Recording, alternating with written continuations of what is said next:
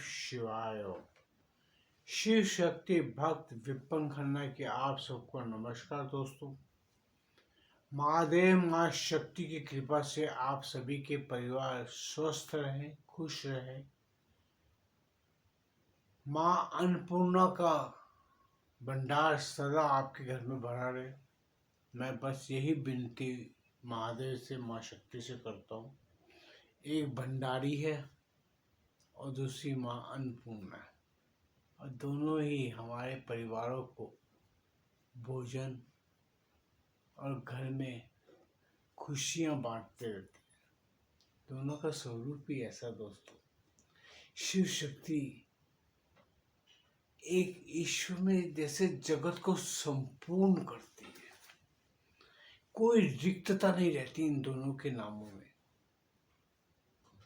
पूरे संसार को ये शक्तियां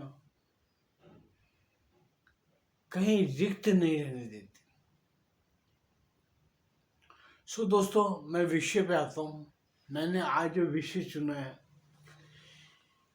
ईश्वर की तलाश।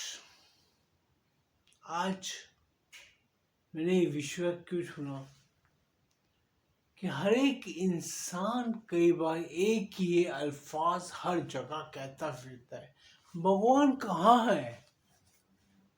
वो भगवान को ढूंढता रहता है, ईश्वर की तलाश करता है। अब ईश्वर को ढूंढने के लिए कहाँ नहीं जाते, पहले ये चीज बताइए। आप मंदिर नहीं छोड़ते, गुरुद्वारा नहीं छोड़ते, कोई जैन मंदिर, बुद्ध मंदिर, कोई मस्जिद, गिरजाघर, चर्च, हर जगह आप जाते हो। किसको ढूंढने के लिए? ईश्वर को ढूंढने के लिए। क्या ईश्वर वहां बैठा है? हाँ, उसकी मूर्त बैठी है। मस्जिद में तो वो भी नहीं है। वो कहते हैं हम किसी मूर्ति को नहीं पूजते, मूर्ति पूजक को वो पाप समझते। मैं उनसे भी एक छोटी सी बात पूछना चाहूंगा। अगर आप मूर्ति को नहीं पूजते तो मक्का का चबूतरे को क्यों पूजते हो भाई? ये तो बता दो मुझे। मक्का मदीना में आप क्यों पूजते हो? मक्का की तरफ बैठ के आप नमाज क्यों पढ़ रहे हो? वो भी तो एक इमारत है। आप बुत परस्ती कहते हो, आप वो बुत परस्ती कैसे हो गए? वो भी तो बुत है। जो संरचना निर्मित होती है वो बुत बनती है। तो आप ईश्वर का, आज हम सनातनी जो ईश्वर को पूज रहे हैं, हम उनके स्वरूप को एक बुत के रूप में बना के पूजते, हम उसे भगवान बोलते हैं। आप अगर मक्का मदीना को पूज रहे हैं, आप उसका परिक्रमा करते हैं, सब कुछ करते हैं, तो क्यों? अगर ईश्वर हर जगह है, खुदा हर जगह है, तो आपको मक्का मदीना में क्या मिलता है भाई? कभी आप सोच के देखो। तो आप भी तो वहां पे अपने देवता खुदा को ढूंढने जा रहे हो। खुदा मिलता है? दोस्तों, हम सब मानव जात बोल रहा हूँ। पशु पक्षियों को कोई जरूरत नहीं होती ईश्वर की। पशु पक्षी तो अपना दाना मिल गया, बहुत हो गया। उनकी सोच उतनी है, उन्हें सोचने की शक्ति नहीं प्रदान की गई ईश्वर द्वारा। जो मानव को प्रदान की गई है, जिस ईश्वर ने मानव को वो शक्ति प्रदान की, वही ईश्वर, उनके वही लोग वो ईश्वर को ही ढूंढने जाते हैं। वो आदमी ईश्वर की खोज के अंदर पूरा जीवन व्यतीत कर देता है। कई कई संत घूमते रहते हैं कि ईश्वर दर्शन दे दे। अब मैं एक बहुत गंभीर बात पे गया था। अगर शायद हो सकता है आपको मेरी गंभीरता ना समझ पड़े, मैं इसकी कोई गारंटी नहीं देता। जो समझ सकेंगे तो अच्छी बात है, शायद मैंने अपने जीवन काल में कोई अच्छा कार्य कर दूंगा कि मैं किसी एक इंसान को भी समझा पाया। आप कभी गंभीरता से इस बात को समझो, हम ईश्वर को ढूंढते हैं, ईश्वर को ढूंढते हैं। ईश्वर तो हर जगह है, हर कण कण में विष्णु है, हर जन जन में शिव है। किसको ढूंढ रहे हो? हर हर महादेव। आप वर्ड का ये जो मंत्र है उसका मंत्र की गहराई देखो, हर हर महादेव।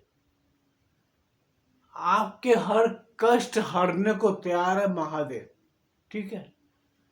विष्णु विश्व के हर अणु हर परमाणु में विद्यमान है विष्णु।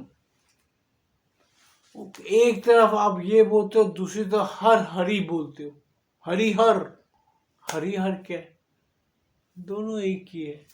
ओम क्या है? ब्रह्मा विष्णु महेश, तीनों एक ही है। तो आप किसको खोज रहे हो?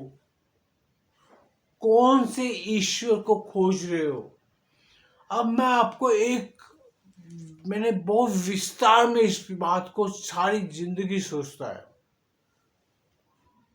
अगर ईश्वर हमें हमारे कहे अनुसार हमें प्राप्त हो जाए, अभी मैं ध्यान लगाऊं महादेव मेरे सामने खड़े हो जाए, महादेव मेरे साथ घूमते रहे, चलते रहे, हर जगह पुकारूं महादेव आ जाए, तो क्या मैं महादेव की इज्जत कर पाऊंगा?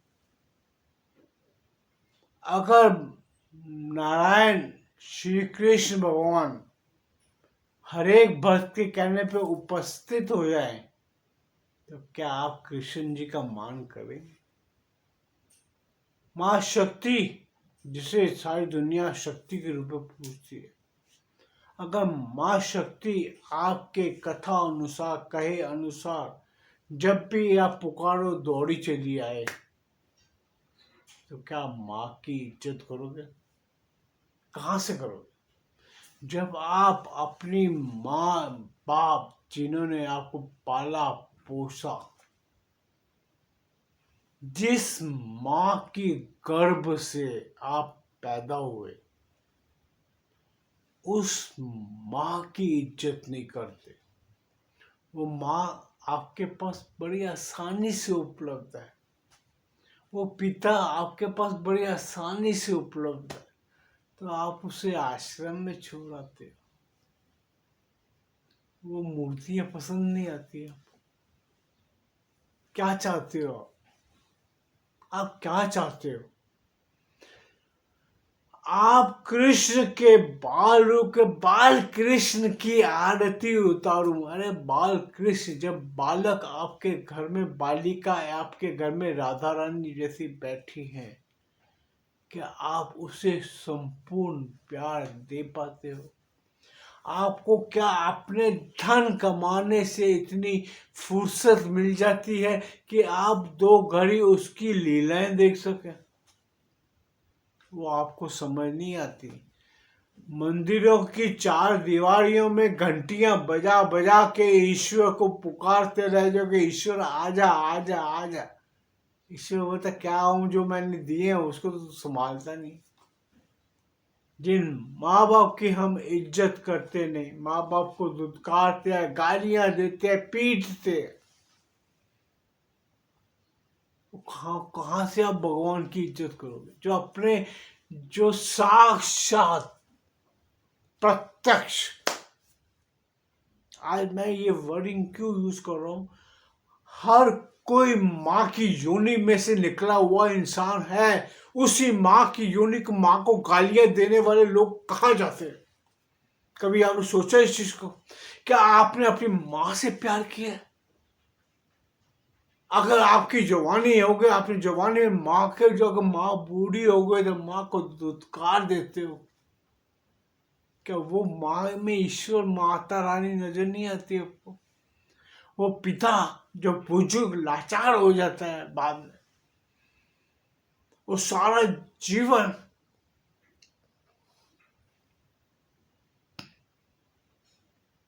आपके लिए खपा देता है, क्या वो भी जमाने के अंदर आयश मोश नहीं कर सकता? लेकिन वो अपने, हर पिता, मैं कोई अकेला अपने पर नहीं लेता, हर एक पिता, मेरे भी पिता ने ये सब किया, मैंने भी किया, मेरा बेटा भी करा, वो भी अपनी संतान से वही चाहेगा। तो हर एक इंसान के अंदर भगवान बैठे हैं यार। किसको ढूंढ रहे हो आप? आपके घर पे आपके माँ बाप भाई बहन, हर एक इंसान के अंदर ईश्वर है। महादेव ने क्या, भगवान श्री कृष्ण कह कह के थक गए कि हर आत्मा परमात्मा का स्वरूप है, हर एक शरीर के अंदर एक आत्मा विद्यमान है, तो वो क्यों परमात्मा नहीं है? कभी ये सोच के देखो। हर एक इंसान आपसे कुछ नहीं चाहता, सिर्फ एक प्यार मान सम्मान चाहता है। आप उस ईश्वर को ढूंढने के लिए खोजने के निकल गए, जिस ईश्वर को आप साक्षात हर जगह देखते हैं। क्या प्रतिदिन आप सूर्य को नहीं देखते? प्रतिदिन आप चंद्रमा को नहीं देखते? हवा का अनुभव अपने चारों तरफ देखते हैं, जिस हवा हमें श्वास दे रही है, जिसे लिए बिना हम एक सेकेंड भी जीवित नहीं रह सकते। अभी कोई नाक बंद कर दे, मुंह बंद कर दे तो आपका श्वास निकल जाएगी, आप मर जाएंगे। तो ईश्वर कहाँ है? इन श्वासों में है मेरी। ईश्वर बाहर नहीं है दोस्तों, ईश्वर मेरी श्वासों में है। मेरी हर श्वास के अंदर ईश्वर अंदर जाता, बाहर आता, अंदर जाता, बाहर। आप ढूंढ को किसको ढूंढ रहे हो दोस्तों? कभी आप सोच के देखो। अगर मंदिरों में घंटियां बजाने से ईश्वर आपके अंदर, अरे ईश्वर आपके अंदर बैठा है। आप जो गलत मुख से निकाल रहे हो बातें, अच्छी निकालते हो या बुरी निकालते हो, वो ईश्वर ही निकलवा रहा है यार। किसको ढूंढ रहे हो? आपके अंदर जो आत्मा बैठी है वो भी ईश्वर का ही स्वरूप है। आप अपने सिर्फ जो कार्य ईश्वर ने आपके लिए निर्धारित किया है, उस कार्य को अपने नियम के अनुसार आप करो। अगर आप बाप हैं तो बाप का दायित्व निभाओ, अगर आप भाई हैं तो भाई का दायित्व निभाओ, अगर आप बहन हैं तो बहन का दायित्व निभाओ, पत्नी पति, जो अपने जिस किरदार के रूप में इस धरती पे जन्म लिया, ईश्वर ने यही धरती पे आके आपको एक नाम दिया, जैसे मेरा नाम विपन खन्ना है। कब तक है? जब तक मैं इस धरती के ऊपर जीवित हूं। उसके बाद विपन था। एक अक्षर है था। ओह, तो ईश्वर होता तो यही अक्षर हमें सिखाते हैं।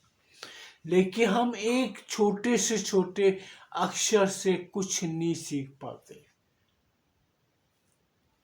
इतना क्लियर ईश्वर ने एक शब्द के अंदर पुराणों का पूरा तत्व निचोड़ के डाल दिया।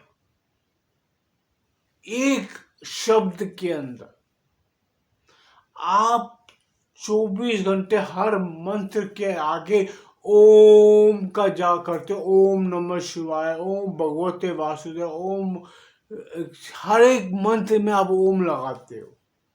वो जैनी हो, बुद्धिस्ट हो, कोई भी, हर देवता के आगे ओम लगाते हो। ओम शब्द प्रणव कहलाया है। प्रणव मतलब प्राणों का अवयव, जो प्राण हमारे अंदर है उसका मेन तत्व ओम है, इसीलिए उसको प्रणव कहा गया है।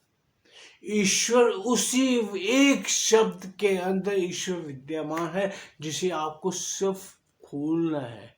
एक फूल है, फूल की पंखुड़ियां जैसे खुलती हैं आस्ते आस्ते, फूल खुशबू देता है, उसी प्रकार ओम है। हमें कहीं दोस्तों भटकने की जरूरत नहीं पड़ती। हमें एक ज्ञान का भंडार, हमारा जो ये शरीर हमें प्रदान किया गया ईश्वर ने। कभी आप 100 मंदिरों में हर एक जगह पे घंटियां बजा बजा के ईश्वर को जगा रहे हो, आपने कभी ये सोच के देखा है कि आपका जो शरीर जो मुझे भी प्राप्त है, आपको भी प्राप्त है? कभी उसका विश्लेषण किया है कि आपके नेत्र कैसे देख रहे हैं, आपके कान कैसे सुन रहे हैं, आपका मुंह कैसे बोल रहा है, आपके शरीर में बुढ़ापा आता है तो बाल सफेद कैसे हो जाते हैं? कभी अपने आप पे से ज्ञान लिया है? किस तरह उम्र व्यतीत होती है, हमारा शरीर ढलने लगता है और एक दिन आपके हम मौत के दामन में समा जाते हैं। पूरा शरीर आपका जो आपको ईश्वर ने बचपन से लेके अभी तक बुढ़ापे तक दिया है, वो ज्ञान का भंडार है। उसी के अंदर ईश्वर बैठा है आत्मा स्वरूप। आप केवल एक वाहन हो, वाहन। जैसे आप गाड़ी में जाके बैठ के ड्राइविंग सीट पे ट्रर करके चलते हो ना, वो ट्रर भी आपका शरीर भी है, उसके अंदर आत्मा ड्राइवर है। और जब तक ड्राइवर बैठा ना अंदर, तभी तक आपका ये शरीर चल रहा है। इसमें पेट्रोल डालते हो, खाना खाते हो, जब कभी सोचा इस चीज को? जैसे गाड़ी का धुआं निकालती है पीछे काला कार्बन डाइऑक्साइड, वैसे भी आप निकालते हो। आप में और वाहन में कोई फर्क नहीं है। आप सिर्फ आत्मा के वाहन हो। बस जैसे गाड़ी एक्सपायरी होती है, जैसे शुरू उसकी वैल्यू घटती है, वैसे वैसे हमारे शरीर की भी बचपन से हम बड़े होते हैं, बड़े होकर बूढ़े होते हैं, बुढ़ापे में जाते जाते उसके बाद हमारे ओम बुद्धम स्वाहा, गए हरिद्वार में अस्थियां गई, हो गया इंसान खत्म, डब्बा बंद, सब कुछ जीरो। फिर नवा लो, नवा मैंने वीडियो बनाया था, आपको शायद भूल जाते हो। अगर मेरा वीडियो आपको वापस देखो तो आपको समझ आएगी एक सागर की एक बूंद कैसे ऊपर भाप बन के जाती है, वापस रिटर्न आती है। मैंने विस्तार में समझाया। वही हमारा भी हाल है। फिर हम किस ईश्वर की खोज में हम भटक रहे? ईश्वर आपके अंदर बैठा है, ज्ञान आपके अंदर बैठा है।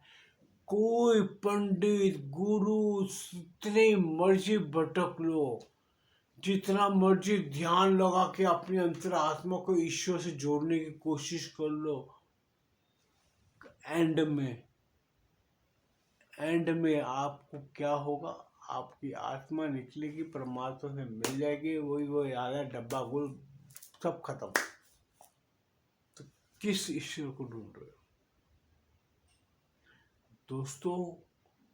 उस अंधी दौड़ के अंदर मत दौड़ो, उस अंधे दौड़ के साथ मत दौड़ो। सबसे पहले मैं संसार को, लोगों को, सबको यही समझाता आ रहा हूं, ना दुनिया में कहीं भगवान के लिए खोज के हुए भागो। अपने अंदर के जो ईश्वर है, आत्मा रूप में ईश्वर बैठा है, खुद के चरित्र, खुद के अंदर की जो चेंजिंग है, आपके अंदर भिन्न भिन्न प्रकार की क्रियाएं होती है, उन्हीं क्रियाओं में ईश्वर बैठा हुआ है। अब मैं ये हाथ हिला रहा हूँ, बार बार मेरा हाथ हिल रहा है, क्यों हिल रहा है? क्योंकि मेरे अंदर भी परमात्मा है जो मुझे चलाता है। मैं बोल रहा हूँ, मैं आपके सामने बोल रहा हूँ, बिना कुछ पढ़े लिखे बोल रहा हूँ, फिर भी मैं बोल रहा हूँ। क्यों बोल रहा है? मेरे अंदर परमात्मा है। क्या आपको नजर आता है? मुझे मेरे अंदर भी ईश्वर नजर आता है, मुझे मेरे अंदर शिव नजर आता है, मेरे अंदर मेरे को मेरी माँ नजर आती है। मुझे बाहर ढूंढने की जाने की जरूरत नहीं पड़ती दोस्तों। मैं बोलता हूँ मैं ही महादेव हूँ, मैं ही माँ शक्ति हूँ, मैं ही कृष्ण हूँ, मैं ही राम हूँ, सब कुछ मैं हूँ। मैं क्यों भटकूं कहाँ पे? ये सभी मेरे अंदर है। हम सबके अंदर है दोस्तों, आपके अंदर भी है।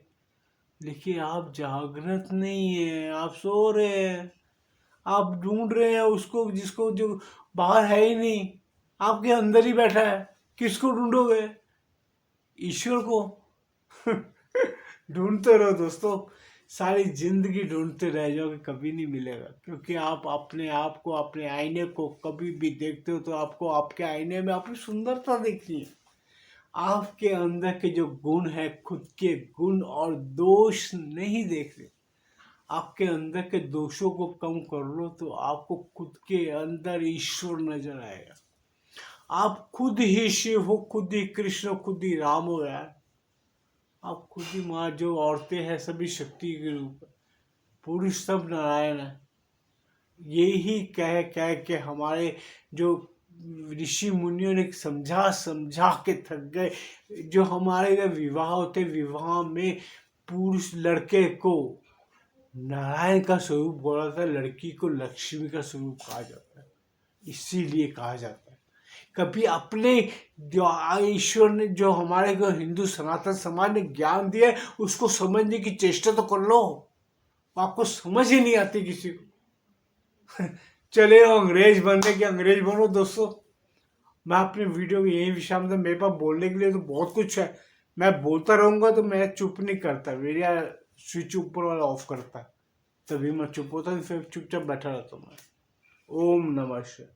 अगर मेरा दोस्तों वीडियो पसंद है, कृपया से लाइक कीजिए, चैनल को सब्सक्राइब, बेल आइकन दबा दीजिए। फिर नया विषय लेके आऊँगा, आपके सामने उपस्थित होऊंगा। ओम नमः शिवाय।